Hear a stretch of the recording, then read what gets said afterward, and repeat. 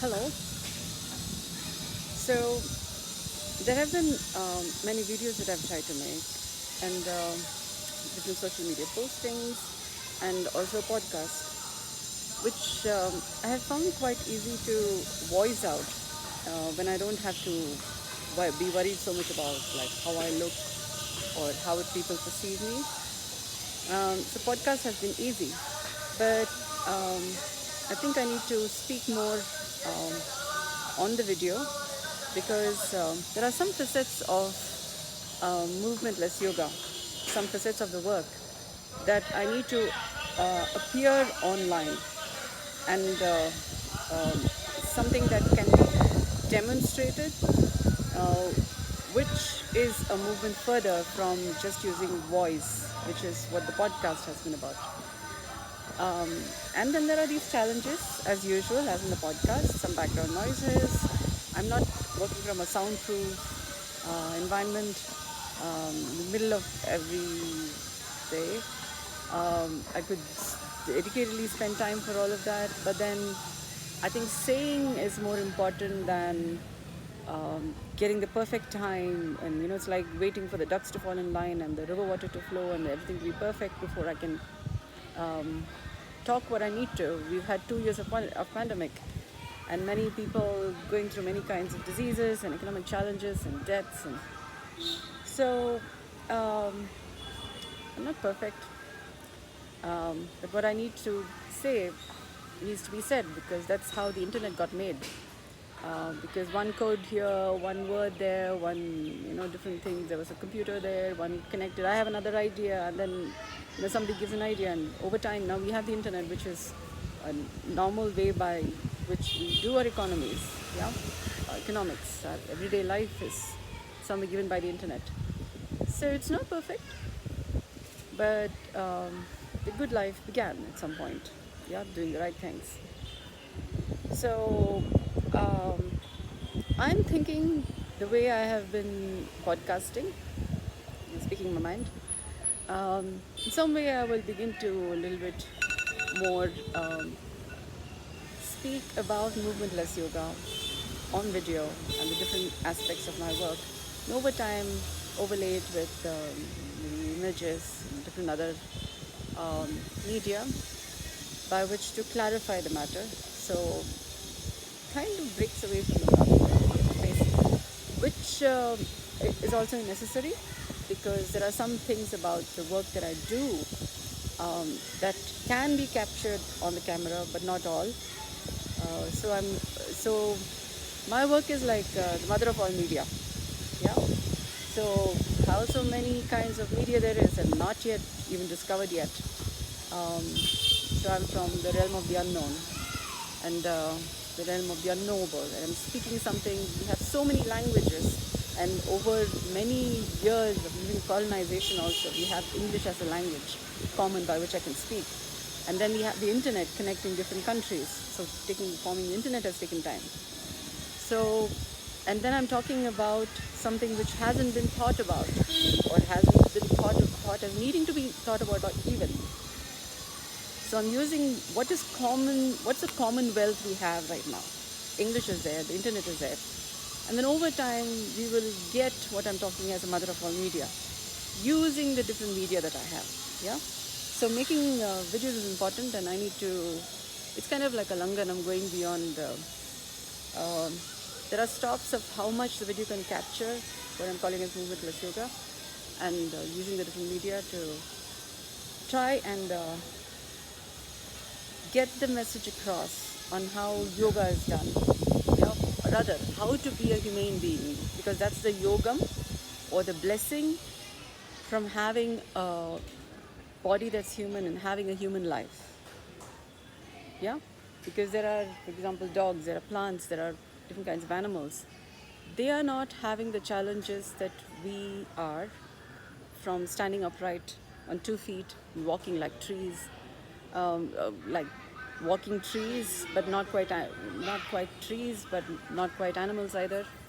So the condition of being human has been being dealt with since some time. So movementless yoga, people have been calling as Thira Sukhasana, and there are a lot of movements involved in that itself, which I have found as I'm practicing movementless yoga, Nirbij yoga, does not, that's not the experience of Sirasukasana. So, how to demonstrate that?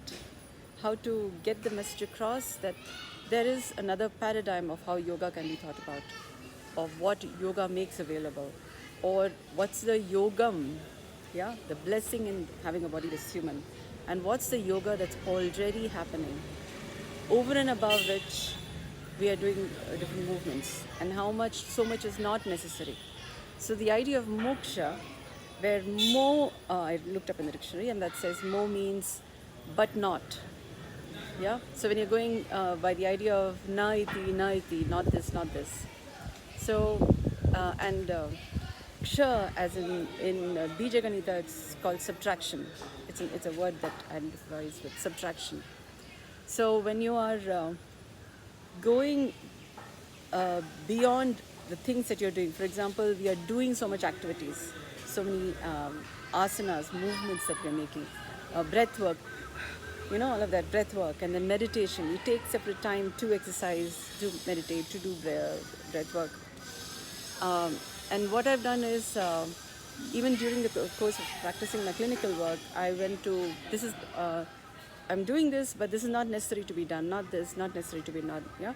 And the work becomes very much simplified. And consequently, what I'm left with is a no-thing-based yoga, movementless yoga. Yeah. So I've gone beyond. It's called langhanams. Langhanam also means going beyond. So I've gone beyond many practices that we're doing until I've come to a no-thing-based, movementless yoga. And there is do's and don'ts, what better to be done, what not to be done. There are safety measures, and I'm saying this over many years of observing.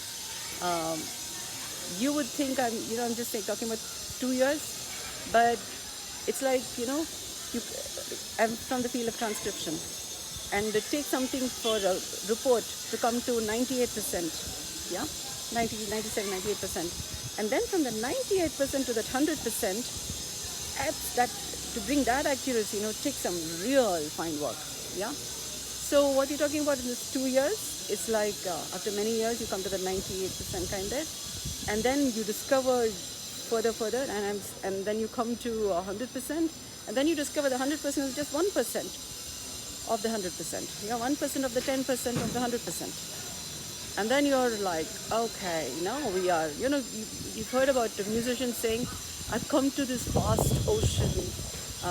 I'm just a drop in this vast ocean of music. Yes, like that. So, and then I'm talking about Mukamika Raga. Yeah. So, what does yoga make available? It's not just going beyond different actions you do, coming to movementless yoga. But I'm talking about, there are further, there are 14 sounds of life, 6 levels of silence, stillness, nothing.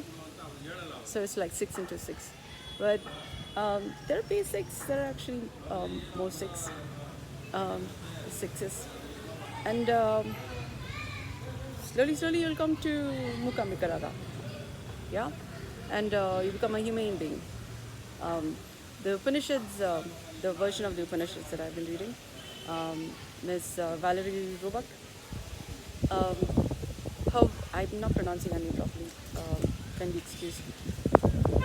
But I'm alluding to a book which she has written by translation from her understanding, and that's the book that I've been reading. And then I've been, so Kabir Das says, Poti padi padi jagmua pandit bhaya na koi, dhai akhar prem ke padai so pandit bhai. So I've not been reading all of these books. Yeah, well, okay, I've been reading books, but I've been more studying my body, like the book of life, or the book of, or a story, or a formation come about through love received of many kind, yeah, through care of many kind. So I've been studying my body as a book, and so Dhai Akhar Prem Ke, yeah, And then there are textbooks and sciences and many fields of study corroborating that, you're on the right path. Keep going, keep going. Yeah. So when I study something and then I'm in doubt and then sitting around, then I see another message or a tweet or some from a billboard, or somebody calls me up, or I see a movie to reiterate that I'm on the right path. Okay. So many such encouragements by life, universe. I'm now talking this. Yeah. So in an attempt to try and teach this so that everybody has it, yeah, because we all have a human body and we have been doing yoga since some time, and we've been facing with disease conditions, economic challenges, death, many kinds of things. So I also have human body, and this is when I study the human body, this is what I'm learning. Yeah. So how to do it, how to study, how to do it the right way is what my work is about. So this is a little talk again. But I'm also saying this because there is the right way to do it. And since when I've been talking about it, I think there are many people who've been trying on their own because they also have a human body. And I'm saying it's from the fact of having a body that's human. There are some differences. I happen to come from a very old family. I didn't know about it until I started practicing, and then discovered some very interesting facts. So my yoga is mixed with stories, which is mixed with so many genetic, many other conditions. So anybody could have done it. Let's just say it's like Ishvara Pranidhana. Like everything comes into existence for a reason. And when you're doing what you've come into existence for, then you are success guaranteed. Yeah. If you are doing somebody else's stuff or trying to do something which is not the way it's meant to be done or how it is, then you are facing challenges, and then you have to think about what you think. Well, one of the things that you could be facing is comparison, competition, those kinds of challenges where you're racing against time. And so why do I say this is, I call that as karma. In terms of movementless yoga, it is circadian rhythms. Our body is made up of several kinds of circadian rhythms. Sorry. Yeah. So as we grow, as we develop, our the health of the circadian rhythms, how we churn, how our body functions, physiology, anatomy, they move through small refinements. It's like, a watch. You have a watch, and then you have, for example, a Rolodex, which is fine-tuned. The precision of time that a Rolodex would give versus any other. I mean, there are many brands, but what I'm talking about is a quality. When small fine-tuned tunement you make, the difference is could be quite dramatic. And then how you live your life having such a fine-tuned body may not be what anybody who sees, okay, I see what you're doing, I think I know what you're doing, and then you're like, I know what you're doing, but then it's more like, it's your interpretation of what I'm doing. And then you're doing that. And that's like a watch versus a Rolodex, yeah? Not the same results, yeah? It's like you're using not so good quality fuel to run a really expensive vehicle, yeah? And it's okay, it's more like, can you go to the Olympics? Yeah? And so you're still playing it, but there's a difference between playing in your street versus playing the Olympics. Yoga is like that. Yeah. So there are many kinds of programs. There could be also teachings. But what happens to you when you go to different schools? What kind of a person you become? What kind of a learning you have? What kind of a yoga you have? Or the blessing from having a human life And I'm talking about, my enterprise is about original humane intelligence, which is about creating green Tara quality, Dashavatara quantity humane beings. And it takes some fine tuning, So it draws from the commonwealth, for example, English is there. There's a computer. So there are many studies, many researches, many thought lines that's gone into discovering what is the commonwealth we have. And then what's the Olympics, for example, what are the different states? There are some schools that talk about, being different states. And I'm talking about you need to go beyond being different states, which I call as Langanams. So there are at least 41 Langanams, but I was counting the other day, and I think there are multiples of 41s Langanams. Like there's a 41 Langanam for how to go beyond the Dvaita, and how to go beyond your addiction to things, and then so I was counting and seeing there are many levels of it. So we are not quite ready to still see what is the 41 Langanams, because there are many. I'm yet to teach many students, in the sense, depending on how many people are actually enrolling for my classes. It's to that extent that people are getting what I'm talking about, what I'm making available, and it's to that extent that I can teach it. So when I'm not interacting with that many people, how well I'm teaching also takes its own learning curve. So while I'm practicing it and I'm talking about it, people may be developing their own ideas of what I'm making available, and without contacting me, they are having their own ideas, which is not the same thing. Results may be different. And I've heard about many people, and I often keep getting, the universe keeps giving me signs, some billboard, some message, something, that there are people trying to do the same thing, and that I need to continue doing it. I need to continue doing this. Teach, and different attempts.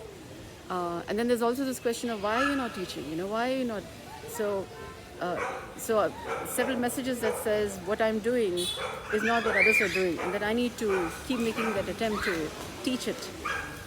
So one of the things is I'm inviting people to join classes. So the more I teach, it's like the wheels fine tune, and then the results are exactly what I'm having. So it's the teaching is also a learning curve, but the idea is you need to get the results that I'm having. And for that, people need to enroll as students, and then little by little I discovered, say this, don't say this, and so that you are having the same results that I'm having. And I'm talking about Britara quality, the Shavtara quantity human being. And why am I particularly saying this is, if the universe wants me to be teaching this and reiterating over and over that I need to make this available, there is something that I'm doing, and the universe wants my kind of a person more. And that's not that would only be possible when we have more people learning it. And since I have this blessing, grace, I'm required to teach this. That's how, what I'm calling as the moksha, which is a liberation from problems, and to be to the point of being able to see what problems are, to see problems as opportunities. So I happen to be speaking to this famous Vastu Shastra's children, son and daughter-in-law, and Vastu Shastra person, and he has written a certain several books, and there's a chart that he has mentioned, Mr. Velayathan, and he has mentioned about where so we have the karma, the growth curve of it is like you have the karma, sat karma, okay, so there is the good karma and the bad karma, and then that keeps playing out. And over time, when you're doing the right things, the bad karma keeps reducing, and so there's that dynamics that happens. And then when you're repenting, for example. What's it called? There's a word he uses for that. Pashyatapa karma, which is you repenting. And in terms of Christianity and many other religions, there's very torturous forms of repentance. And that's not what I'm talking about. That's not necessary. There is a gentle, humaner way of repentance, yeah, which is possible through Nirbija Yoga. I call it as Tattva Shuddhi. But that's also Vishachikitsa, Tattva Shuddhi, so those aspects. And when you're doing your Paschatapa karma in those ways, your Satkarma increases over time as your your bad karma reduces. It gets converted over time. And then as the Satkarma increases, you have a certain substance by which to, I call it moksha, as I've started speaking here, but not, mo as in but not, and then ksha as in subtraction. So you start doing less than, you don't need to do those, you don't need to do this. You come to simpler versions of what you do, and then those simpler versions you apply in solving real world problems, and thereby also you are increasing your karma, your satkarma. Your idea of karma changes, transmutes to from thinking of karma as bad to karma as in the action you do, how you churn, how you spin, your circadian rhythms function differently. And it's not, you might be thinking in terms of cloning and all those things, but it's, I've spoken about plastic surgery. There's a reason why after some time, people go back to how it was and they have to redo the work. That's because it's not a fix like that. That's not what per cosmic intelligence, what a human body is designed for. A human body is designed to evolve through action, through karma, dharma, charma, marma. Well, that's kind of advanced here, but I'm just beginning to talk about karma. I haven't even come to dharma, yeah? So let's say it's not a fix, it's not a quick fix and then, everything done and then now go. That's not how it happens. It's an organic development. It's an organic becoming of a human being. You move from violence-based practices to non-violence, and then living life from those practices. That's how a human being becomes. It's an organic process, and that's the right way how to do that, which is what my enterprise is making available through movementless yoga, healing, therapeutic healing, yeah, movementless yoga, counseling, course correction counseling, and community building play yoga activities. So these are 4 verticals, but they are actually interwoven in a very fine way, and each of these brand names are alluding to different values which are placed in a particular way in the market. And we are in different stages, I'm in different stages of making people aware of what are these brand value placements in the market, so there is a more great appreciation, and that in itself is a journey. How to appropriately present it to people, how to convey it on social media. Those are different stages, but it's like the internet. If you've never seen the internet,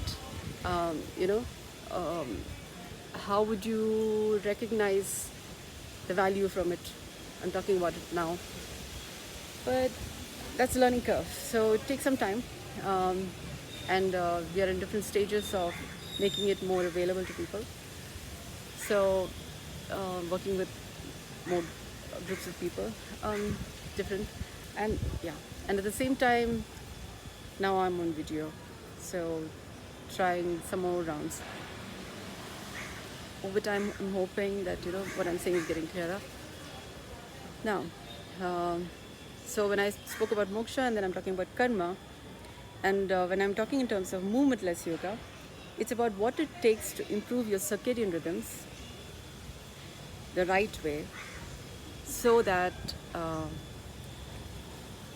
you're able to converts sukha and dukkha to like fuel. Yeah, okay, fuel in the sense it's not like, okay, now like the rocket, you burn the fuel and then um, now the rocket shoots up. That's not what I mean by fuel. What I mean by fuel is zero technology. No buy, reduce, reuse, recycle, no waste, absolute. Yeah, which means it is bio-friendly, no waste. You may not find any traces of it, but it just makes life better. It enlivens life, and called as an ideal fuel waste management system. Well, that's eco-friendly, which is what I'm calling as green Tara quality, the Shavatara quantity you may be. But you would think, we can do a chemical thing. That's not the intelligent design. The formation of species, the emergence of different, I cannot really say species, but even human beings, just like Homo sapiens, yeah. There are different evolutionary pathways. But what I mean is, there is natural selection. What I'm calling as natural selection is a way of living, or how one functions is also a survival of the fittest. But that's not just about survival. It's also a natural selection method by which some ways of being and behaving is preferred over others. And why? Because it is more beneficial to the overall than, So what I'm doing is more preserving what there is, taking care of myself, people around me, also future generations, and also kids who are not yet born. Yeah. So there is more wholesomization and maintaining what is wholesome. So, and it's not just thought lines, but it's a practice, it's a way of living. So I guess I'm saying what makes medicine intelligence and my services and products different from other methods of health, wealth, wisdom, or education. It's a different form of education. And what this makes available as humanity across boundaries. So I've spoken about commonwealths. Yeah, I've spoken about saying English as a commonwealth, computer as a commonwealth, cross boundaries, where people will connect.